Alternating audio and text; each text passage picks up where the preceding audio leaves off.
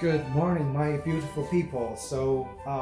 It's Saturday morning, and I thought it would be a perfect time to show you guys how to make a cup of delicious matcha latte using the Gaggia Classic, or if you have the Classic Pro, it's the exact same thing.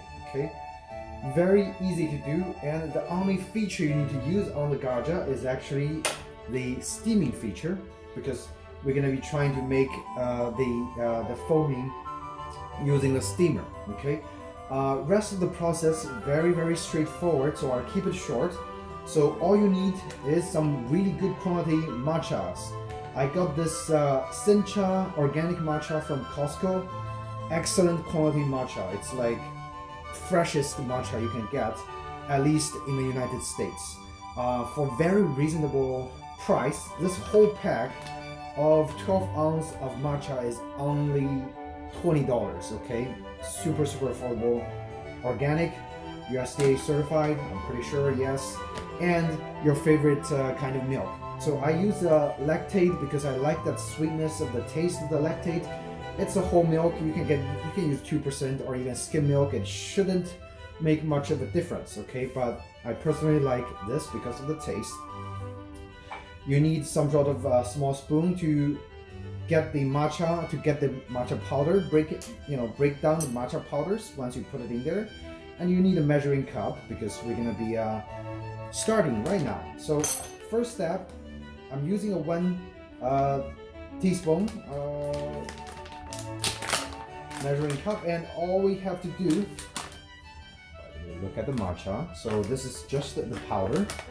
All we have to do, measure 1 teaspoon right here, and this is my ratio. You can change the ratio you want. Okay, so 1 teaspoon, just get it in here in the steaming cup, and this is, I think, a 12 ounce steaming cup. So usually what I do is I use about 7 ounces of milk for 1 teaspoon of matcha. That's my ratio. You can adjust as you like. And I usually pour in about 7 ounces. You can measure if you want.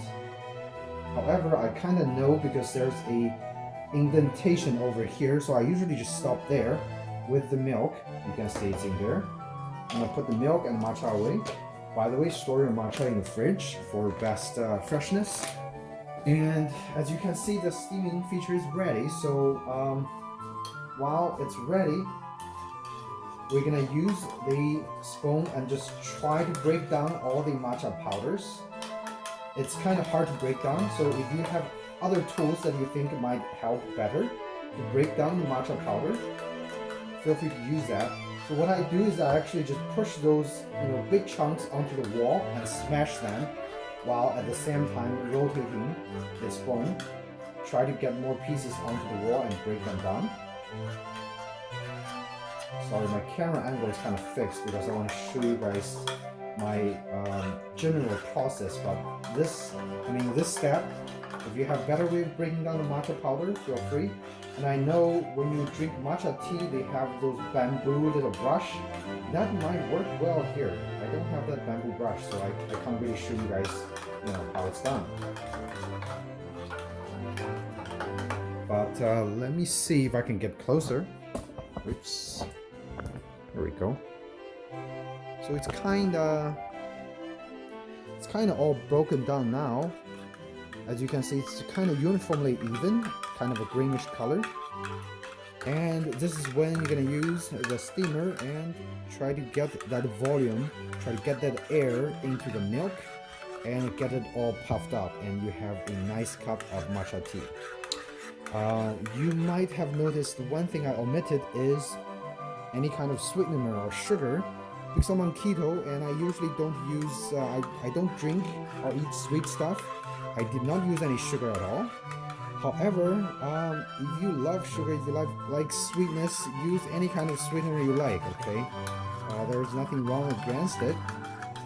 So, as you can see, matcha is kind of all broken down now. I'm gonna actually just start steaming. There we go. Hopefully I can do this quick. There we go. Oops.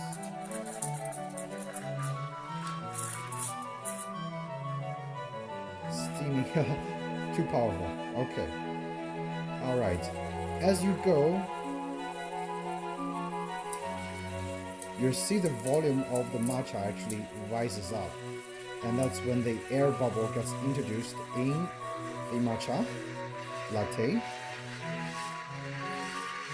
And when it's kind of fills the cup, that means it's about time.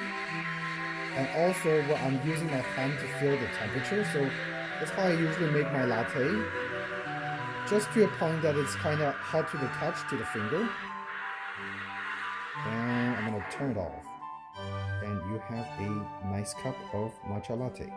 I'm using a glass so you guys can see how nice it is. Right? It's super creamy, filled with bubbles, right here. And that is how you make a cup of matcha latte using the Gaggia Classic or Gaggia Classic Pro.